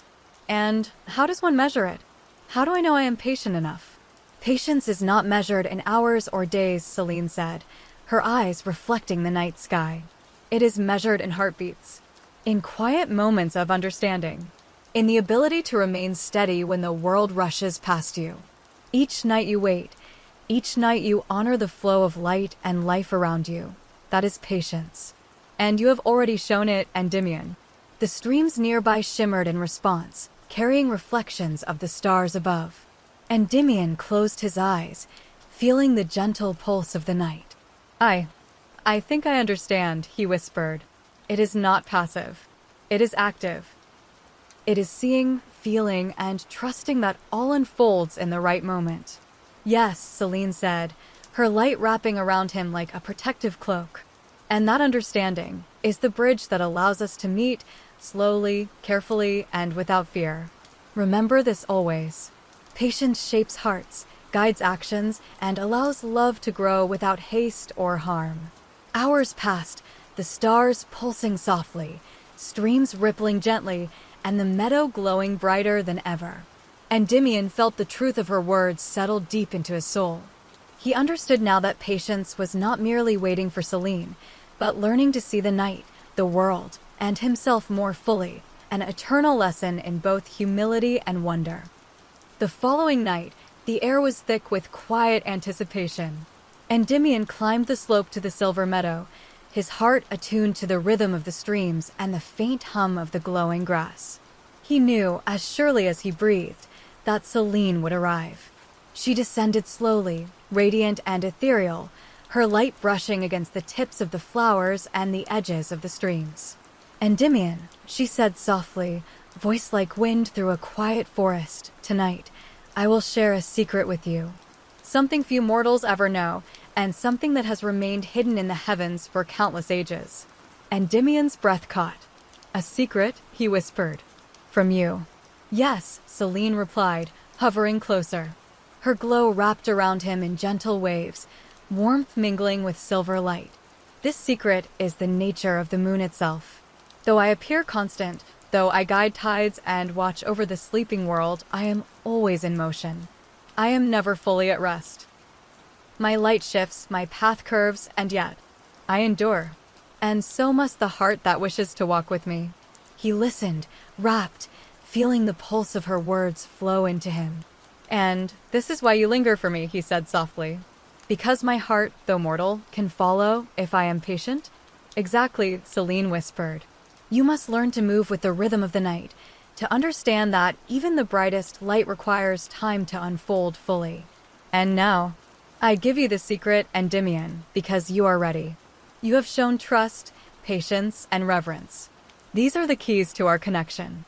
Endymion knelt in the silver grass, heartful. "I will honor it," he said, voice trembling with awe. "I will carry your secret, guard it, and let it guide me. I feel privileged beyond words." Selene's glow pulsed gently, as if pleased. "And in honoring it, you honor the night, the world, and me. This is our first true shared secret, a bond not of words or deeds, but of understanding and trust. Remember it always, and it will guide both our hearts as we continue this path together." For hours, they remained in silence, the valley and meadow holding their breath. Streams shimmered with reflected starlight, flowers leaned toward the goddess, and even the distant hills seemed to bow. Endymion understood then that love, patience, and trust were not things to be rushed, but carefully nurtured, like the fragile silver glow of the meadow that now carried a piece of both their souls. The Silver Meadow shimmered under the full moon, every blade of grass aglow, every flower reflecting the celestial light. Endymion stood at its center, heart pounding with a mixture of awe and longing. Tonight, he felt a new urgency within him, a need to speak what had been growing quietly in his chest over countless nights. Selene's glow hovered above, soft and warm, brushing the streams and grasses with gentle caresses of light. "Selene," he began, voice trembling, I must speak. I have waited, I have listened, I have learned, and yet my heart has grown too full to remain silent any longer." Her radiant light bent closer, eyes shimmering like twin moons. "Speak, Endymion. Your heart has been steady, patient, and true. I will listen." He took a deep breath, feeling the pulse of the night flow through him, the hum of the meadow answering the rhythm of his heartbeat. I love you," he whispered, words spilling like silver droplets into the night. "I love you with every quiet moment, every song, every glance at the stars. You are beyond the world I know, yet you have made my heart feel infinite. I cannot hide it any longer." Selene's glow softened, bathing him in warmth. She hovered lower, her form delicate, her voice trembling like a breeze through the trees. "Endymion, you speak with honesty that mortals rarely achieve. You have offered your heart without hesitation, without demand, without fear. And in doing so, you have shown me a love that is rare, patient, and enduring." He swallowed, tears glistening in his eyes. "I do not know if it is enough. I do not know if a mortal heart can ever match a goddess. Yet I give it freely, as I am, with patience and reverence, and I will wait as long as it takes." Selene's voice was soft, but filled with a resonance that seemed to echo across the meadow. "It is enough, Endymion. Your heart is steady, your love is true, and your patience, it honors both of our worlds. Tonight, I receive your words, and I honor them with all that I am." The moon itself bears witness to this confession, and it will be remembered for as long as I shine. For a long while, they remained in silence, the night wrapping around them, streams shimmering, flowers leaning toward the light, and even the distant hills seeming to bow in reverence. Endymion felt a weight lift from his chest, replaced by a quiet certainty that his love, offered patiently and truthfully, had reached its intended home. The following night, Endymion returned to the Silver Meadow with a new purpose. The moon hung high and full, casting its gentle glow across the hills, streams, and grass. Selene descended slowly, luminous and serene, her presence brushing against the meadow as if acknowledging his resolve. "Endymion," she said softly, "I sense a change within you. Your heart carries a new determination, a quiet strength. What is it you bring tonight?" He knelt in the luminous grass, clasping his hands together, feeling the warmth of her glow caress his face. "Selene," he began, voice steady though his heart trembled, "I give you an oath. I will honor you, the night, and the world as I have always tried to. I will guard the Silver Meadow, cherish its light, and walk the path you have shown me with patience and care. My heart is yours, and my life is yours to guide, so long as it is your will."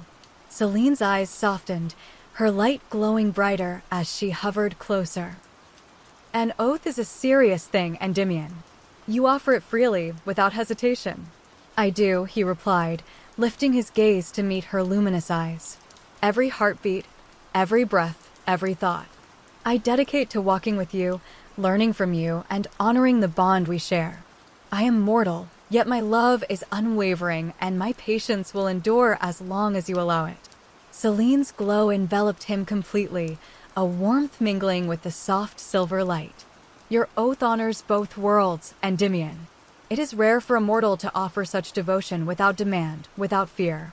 You have shown me that love, patience, and reverence can bridge even the gap between the mortal and the divine." The stream shimmered brighter, reflecting her light and his presence, while flowers leaned in closer, their petals brushing against the glow. Even the distant hills seemed to exhale, acknowledging the sacredness of the moment.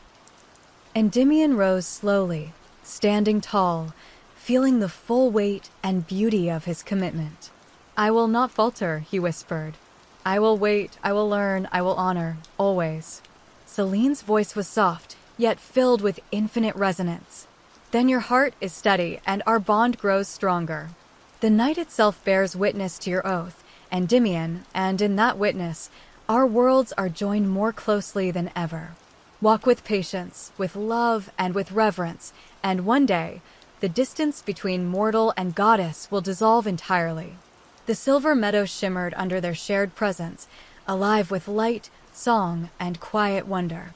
Streams rippled in gentle response, flowers glowed faintly, and the hills seemed to lean in, holding the sacred moment. Endymion knew then that he had committed not only his heart, but his life to patience, reverence, and love, and that this oath would guide him through all nights to come. The night was unusually still, the air heavy with the scent of the silvered grasses and the gentle hum of the streams. Endymion stood at the edge of the meadow, heart thumping with anticipation.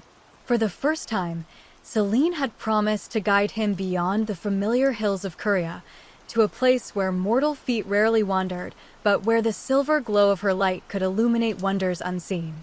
"You must be steady," Selene said softly, descending in her usual radiance. Her glow brushed the tips of the grass, reflecting in his eyes like pools of liquid moonlight. "This journey will test your patience, your perception, and your courage. But I will be with you every step of the way." Are you ready, Endymion? I am, he replied, voice firm though his chest fluttered. I will follow, and I will trust your guidance. Selene's chariot wheels touched the meadow, silver light cascading like waterfalls around him. Slowly, she extended a tendril of light toward him, wrapping gently around his wrist.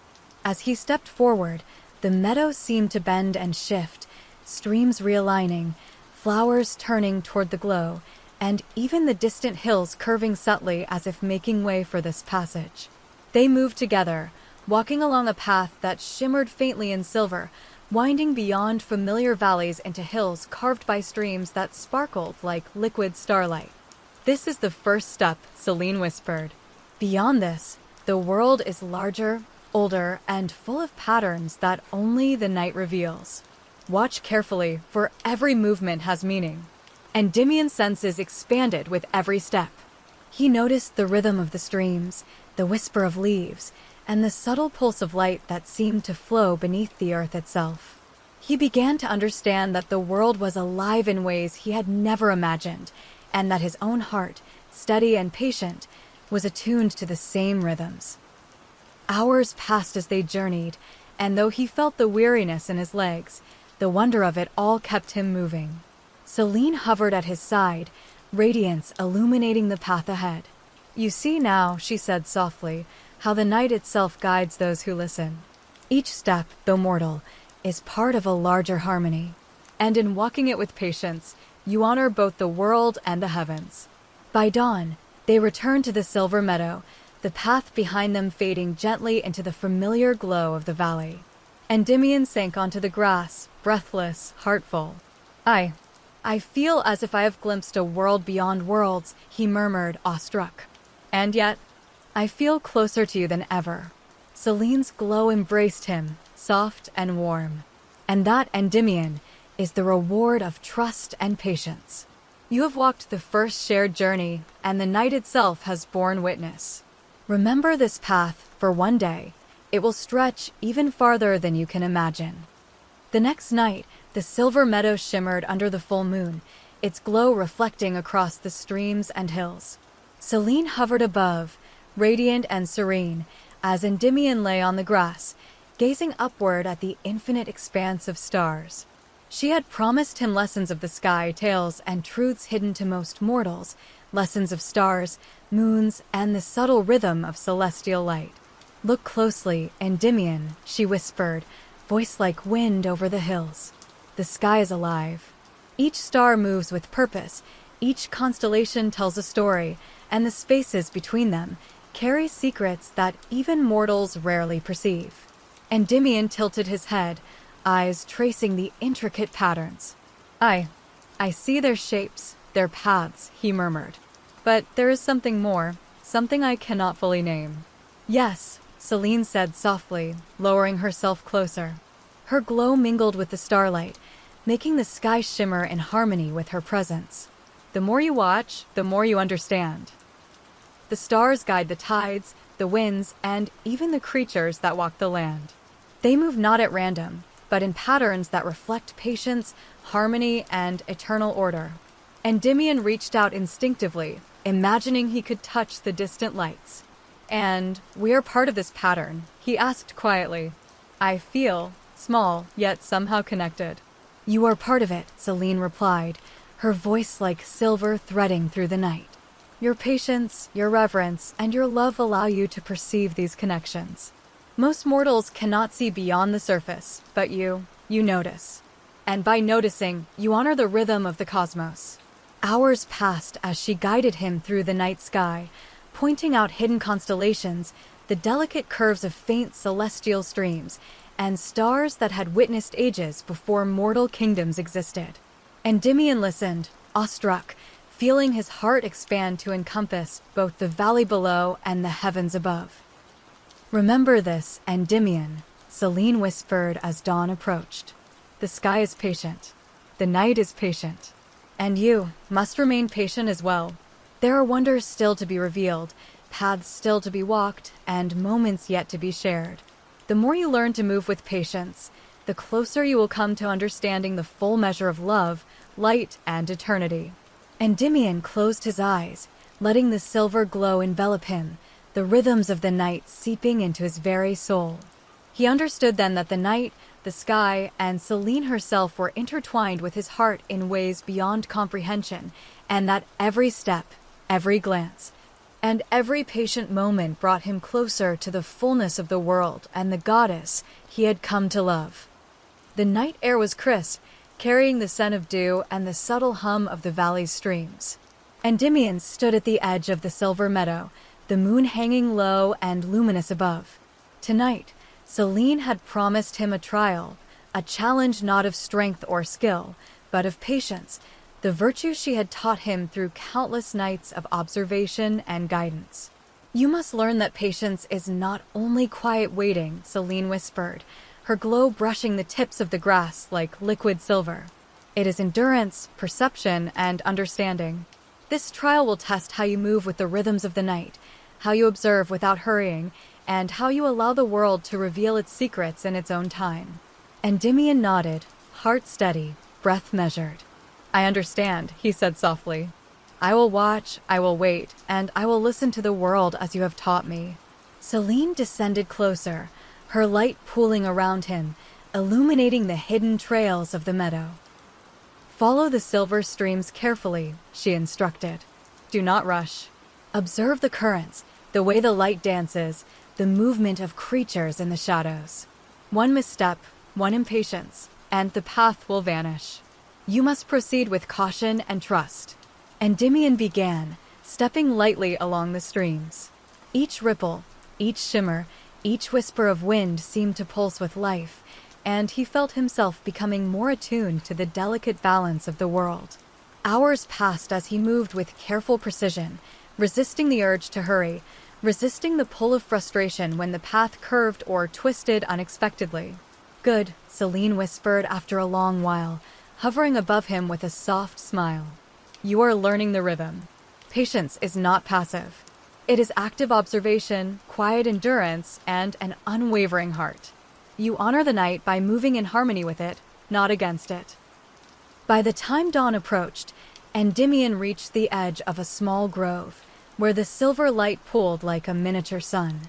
He knelt, feeling the pulse of the world beneath him, understanding for the first time that patience was not waiting for reward, but experiencing the full measure of each moment, each sight, each heartbeat. Selene's glow lingered above him, warmth and pride threading through her voice. "This trial is only the beginning. Each night will demand more, each moment will stretch your perception, and each step you take will prepare you for the path ahead. But tonight, you have walked with patience, and you have begun to understand its true measure." The valley seemed alive in a way that had never been so tangible. The hills, bathed in the soft glow of moonlight, pulsed with a gentle rhythm, as if listening and breathing along with Endymion's heartbeat. Tonight, Selene guided him to a hidden ridge known as the Whispering Hills, a place where the night itself seemed to speak in subtle murmurs, carrying lessons and stories on the wind. "Listen carefully," Endymion, Selene said, hovering above the ridge. Her light brushed the contours of the hills, revealing hidden folds and valleys carved over centuries. The hills have their own language. Their whispers tell of time, patience, and the quiet movements of the world. Few mortals hear them, fewer still understand. You must attune yourself fully, letting your heart, not your eyes, guide you. Endymion closed his eyes, inhaling the night air, letting the hum of the streams, the rustle of the grass, and the faint creak of distant branches become part of him. Slowly, he began to perceive subtle variations in the air, almost like a conversation, the hills warning of a hidden slope, the stream hinting at a safe crossing, the wind carrying faint echoes of creatures moving in the distance. "You hear it," Selene whispered softly. "The night speaks to those who are patient, who are attentive, who are willing to move with care. Every whisper carries knowledge, and every knowledge carries guidance. You are learning to listen as the world does, and in that listening, you are becoming more attuned to me." Hours passed as Endymion moved through the Whispering Hills, following the guidance of their quiet voices. Each step required trust, Each pause demanded awareness, and each breath drew him closer to the subtle harmony of the world. By the time he reached the crest of the ridge, he felt as if the night itself had accepted him, the hills bowing in silent acknowledgement of his patience and understanding. Selene's glow descended, wrapping him in warmth and light. The hills have spoken, and you have listened. You are learning that patience is not simply waiting, but moving with awareness, noticing the smallest details, and understanding the rhythm of life around you. This is the first step toward walking fully in harmony with the night, the world, and with me. Endymion looked out over the valley, shimmering silver beneath the moon, and felt a profound sense of connection, not just to Selene, but to the hills, the streams, and the quiet life that thrived in shadow and light. He understood then that the world was alive, patient, and speaking constantly, and that by listening, he could participate in its eternal rhythm. The Silver Meadow's glow reflected faintly across the hills as Endymion approached the valley's hidden river. Unlike the familiar streams he had traced countless nights, this river moved with an unusual grace, its surface like liquid glass, reflecting not only the moon but the hidden secrets of the night. Selene hovered above, radiant, as if the moon itself had descended to guide him.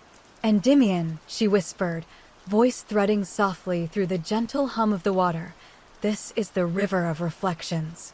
Its waters reveal truths not only of the world, but of the heart. To walk alongside it is to see oneself in full honesty, illuminated by the night."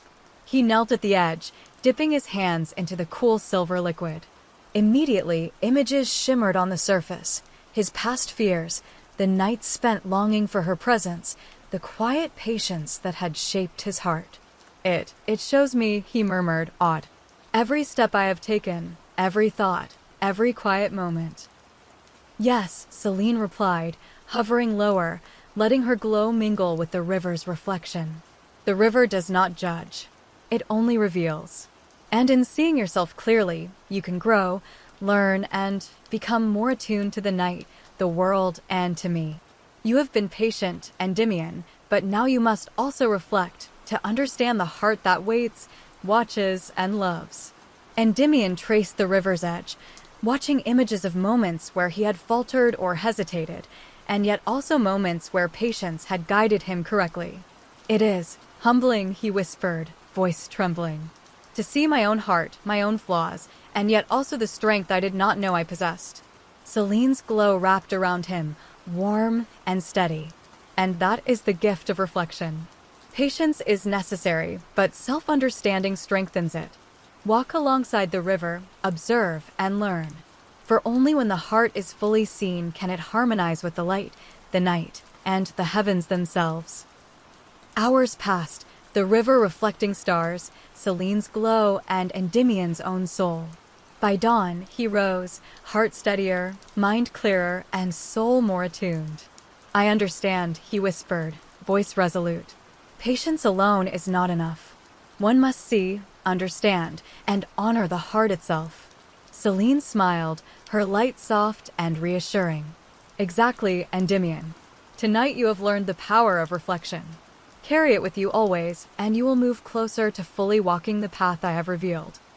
That evening, the Silver Meadow glowed like a celestial sanctuary. Endymion sat amidst the luminous grass, heart thrumming with anticipation. Selene descended slowly, her radiance mingling with the soft glow of the stars. Tonight, she had promised to share secrets of the night, truths that mortals rarely perceive and which would deepen the bond between them. "Endymion," she began, voice a gentle caress against the stillness of the night. "We have shared lessons, journeys, and reflections. But tonight, I will reveal the subtler truths, the whispered knowledge of the stars, the hidden rhythm of the winds, and the quiet pulse of the night itself." He leaned forward, eyes wide, heart quickening. "I am ready," he whispered. "I will listen, and I will remember everything." Selene lowered herself closer, silver light pooling around them. "The night is alive, Endymion. Every rustle of leaves, every ripple of water, every flicker of light in the darkness is part of an eternal dance." To know the night is to know patience, understanding, and reverence. It is not merely to see, but to feel the subtle currents beneath all things. Endymion closed his eyes, letting her light flow over him, tracing invisible paths through the meadow, across the streams, and into the hills. The wind carried whispers, faint at first, then clearer, secrets of creatures that moved unseen, messages of the moon to the earth, currents of life flowing beneath his very feet. I hear it, he whispered. The night, it speaks to me as you have taught. Yes, Selene said softly. And now you understand why patience is essential. To move without rushing, to observe without judgment, to listen without distraction. These are the ways one can truly perceive the world, and in perceiving it, honor it. And in honoring it, one honors me. For hours, they remained intertwined in silence and shared awareness, the Silver Meadow glowing brighter with every heartbeat. Endymion felt a profound intimacy, not just with Selene, but with the night itself, the streams, hills, and stars forming a symphony of life he had never known existed. As dawn approached, Selene's glow wrapped around him like a gentle promise. Tonight, you have shared the deepest secrets of the night, she whispered. Remember them, carry them in your heart, and let them guide every step along the path we walk together. The night, the stars, and I will always be with you, as long as your heart remains open and patient. Endymion exhaled, chest full, eyes reflecting both silver light and stars. I will, he whispered. I will carry it always, and I will honor it as I honor you. The meadow shimmered in response, streams sparkling, flowers leaning toward the glow, and the distant hills seeming to exhale. In that moment, the mortal and the divine were united not in possession, but in understanding, trust, and shared reverence for the vast, living night. The Silver Meadow was quiet under the moon's gentle gaze. Streams reflected her light in soft arcs, and every blade of grass shimmered as though the stars themselves had fallen to rest upon it. Endymion walked slowly, sensing a presence he had not noticed before. Shadows moved subtly, and the hum of the night carried an intelligence beyond mortal comprehension. Selene, he whispered, I feel others here. Not threatening, but watching, learning? She descended, glow soft and comforting, brushing the tips of the grass. Yes, Endymion. These are the silent watchers, spirits of the valley and the hills. They observe those who move with patience, those who honor the rhythms of the night, and those whose hearts remain steady. They do not intervene unless necessary, but they witness, guide subtly, and guard the balance. Endymion paused, feeling the delicate pull of their presence. I see, and you brought me here to understand? Exactly, Selene said. The silent watchers are a reminder that patience is never isolated. Every action, every moment of awareness, resonates with the world around you. They mirror your steadiness, your attentiveness, and your respect for life. In noticing them, you honor not only me but the unseen harmony that holds the night together. As they walked through the meadow, the watchers shifted, faint glimmers in the shadows. Endymion felt a connection forming, not fear, but trust, recognition. Each footstep seemed to echo in subtle ways, the grass shimmering where they passed. Do they judge me? He asked quietly. Not judge, Selene replied. Observe. Learn. Guide. They exist to witness patience, not test it, and their presence encourages harmony. You have proven your heart steady, but tonight you will learn to see beyond your own awareness, to notice the quiet currents of life that interact with your every thought, your every movement. Hours passed as he attuned himself, recognizing patterns in wind and water, subtle glows among the grasses, and faint murmurs carried by the air. The silent watchers pulsed in response, their gentle presence affirming the connection between mortal patience and divine observation. By dawn, Endymion understood that true harmony required awareness beyond oneself, that the night was alive, and every silent observer participated in its eternal rhythm. Selene's glow embraced him as he knelt in the silver grass. You have seen them, and you have listened. Carry this lesson: patience is never solitary. The world, the night, and the unseen all bear witness. Move carefully, observe fully, and honor the connections that surround you. Later that night, the meadow shimmered brighter than usual. Selene hovered above, luminous and serene, as she beckoned Endymion forward. "Tonight," she said softly, "I will show you the bridge of starlight, a path that few mortals have ever walked, where the mortal realm touches the heavens. It is delicate, but it will allow you to move closer to me, even if only briefly." Endymion's chest quickened with anticipation. I will tread carefully. I will not rush." Selene's glow enveloped him, a gentle embrace that seemed to extend both protection and guidance. The bridge exists because of trust, patience, and reverence. Step too hastily, and it fades. Step carefully, heart steady, and it carries you farther than your eyes can see. A narrow band of silver light extended before them, arching above the streams and hills, reflecting stars that seemed closer than ever. Endymion lifted a foot tentatively onto the bridge, feeling it pull softly beneath him, as though alive. Each step required concentration, awareness, and trust. "You see now," Selene whispered, "how the mortal and divine can meet. This bridge is fragile, yet enduring. It exists in harmony with the night, and it responds to the steadiness of your heart." Endymion moved slowly, marveling at the reflected constellations and streams below, each ripple echoing like a heartbeat. "It is more beautiful than I imagined," he murmured. "And it feels alive, almost as if it is guiding me." "Exactly," Selene said, her glow weaving around him like protective wind. "The bridge of starlight responds to patience and trust. Every careful step strengthens your connection, not only to me but to the rhythm of the night itself. Remember, the journey is as important as the destination." Hours passed as he moved along the bridge, feeling the pull of the heavens and the pulse of the valley beneath.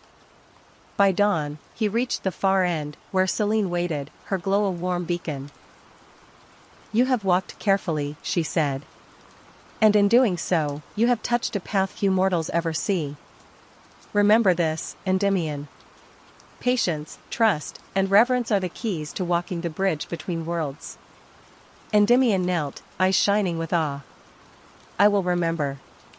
Every step, every heartbeat, every breath. I will honor the path and the one who guides me." Selene's light wrapped around him, soft and eternal, and the meadow, the hills, and the streams seemed to exhale in quiet acknowledgement of the mortal who had learned to walk in harmony with the divine. The night was calm, yet charged with quiet energy, as if the moon itself had paused to observe the valley. Endymion stood at the edge of a silvered stream, its waters rippling with a light that seemed drawn from the stars above. Selene hovered nearby, her glow mingling with the reflection of the heavens in the river's surface. "Endymion," she said softly, her voice threading through the still air, "tonight you will learn about the celestial tides, currents that move above and below, connecting the heavens and the earth. They are subtle, invisible to most, but they shape the rhythm of the night, guiding streams, winds, and even hearts like yours." He knelt by the river, letting his fingers trace the shimmering water. "I feel something," he whispered. "A pull, like a heartbeat that is larger than mine." "Yes," Selene said, descending closer. "The celestial tides are the pulse of the cosmos. They flow silently, carrying light, life, and time itself. To understand them, one must be still, patient, and observant. They do not rush, they move in patterns that reward those who notice." Hours passed as she guided him, showing the subtle rise and fall of the streams, the shifts of starlight, and the gentle tug of unseen currents across the meadow and hills. Endymion felt himself aligning with the tides, stepping lightly, breathing deeply, attuning to the rhythm that wove the world together. "The tides," Selene whispered, "teach that patience is not merely waiting, but moving in harmony with the currents of life. Those who hurry, those who resist, disrupt the flow. But those who observe, who listen, who align their hearts with the rhythm, they understand the pulse of existence." Endymion closed his eyes, letting the celestial currents flow through him. The river shimmered beneath his hands, the moon reflected in its ripples, and every blade of grass seemed to pulse with the same rhythm. "I understand," he murmured. "Patience, trust, harmony, and the way every life is connected." Selene's glow enveloped him fully, warm and reassuring. "You are learning, Endymion. The celestial tides are eternal, just as the lessons of patience and love are eternal. Carry this understanding with you, and you will move more freely through both night and day, mortal and divine alike. Later, the Silver Meadow glowed softly, the hills bathed in quiet luminescence, and the streams reflected the moon's path like liquid mirrors. Endymion stood at the center, heart steady, as Selene descended slowly, her light mingling with the stars above. Tonight, she promised a deeper lesson, the eternal promise of the night, a covenant between the mortal heart and the divine. Endymion, she said, voice gentle and infinite, the night is patient, endless, and ever-present. It teaches those who listen, protects those who move with care, and reveals itself to those who honor its rhythms. But it also carries a promise, that those who are steady, who love with reverence, and who walk with patience will never be truly alone. He bowed his head, feeling the full weight of her presence. I have come to understand this, Selene. Each night, each lesson, each moment, has shown me the depth of the world, and of you. I feel part of something larger, something eternal. Selene's glow wrapped around him, warm and shimmering. And that is the promise of the night. No matter how mortal hearts may falter, no matter how fleeting moments may seem, those who move with awareness and patience are cradled by its eternal rhythm. And by walking patiently, you honor not only yourself but the divine presence that watches over the world. Endymion lifted his eyes to her, voice trembling with emotion. Then I will honor it. Every heartbeat, every breath, every quiet observation. I will walk in reverence, and I will trust the night, as I trust you. Selene smiled, the silver light around her pulsing softly like a heartbeat. Then the night bears witness to your heart, Endymion. And as long as you remain patient, attentive, and reverent, the connection we share will endure. Remember this promise, for it is eternal, just as the lessons of the night and the love that flows between mortal and divine are eternal. Hours passed as they remained together, wrapped in the silver glow of the meadow and the eternal rhythm of the night. Streams shimmered, flowers leaned toward the radiance, and the hills seemed to breathe quietly in acknowledgement. Endymion understood fully. The night itself had become a teacher, a guardian, and a witness, and in its quiet promise lay the strength to endure, to love, and to continue walking patiently alongside the goddess he cherished. The Silver Meadow glimmered beneath a night sky that seemed unusually alive, as though the stars themselves had leaned closer to observe. Endymion walked slowly, every step intentional, letting his fingers brush against the luminous grass. Selene hovered nearby, her light soft yet radiant, as if she were both guiding and testing his awareness. Tonight, Selene whispered, you will reach the heart of the meadow, the central place where the night's essence is strongest. It is a sacred spot, imbued with the patience, reverence, and quiet love of countless nights. To enter it is to understand the full depth of the night's lessons. Endymion nodded, taking a deep breath. I will move carefully. I will honor it with each step. The path to the heart was subtle, marked by streams that reflected the stars and flowers that bent toward the light. Every step required attention, every pause demanded awareness. Endymion felt the presence of the silent watchers again, glimmers in the shadows guiding him without intrusion, encouraging him to remain steady and patient. As he approached the center, the meadow opened into a wide glade, more luminous than anything he had seen. Streams curved gracefully, flowers shimmered like tiny stars, and the air itself seemed to hum with a gentle rhythm, pulsing in tune with his heartbeat. Selene descended to the center with him, her glow mingling with the silver light around them. This is the heart, she said, her voice threading through the night. Here, you can see the night in its entirety, its patience, its rhythm, its beauty. Each element, from the smallest blade of grass to the faintest glimmer in the sky, participates in a harmony that has lasted for eons. Your presence here honors that harmony, for you have learned to move with awareness, to observe without haste, and to love without demand. Endymion knelt, letting the radiant streams wrap around his hands and arms. It is overwhelming, he whispered.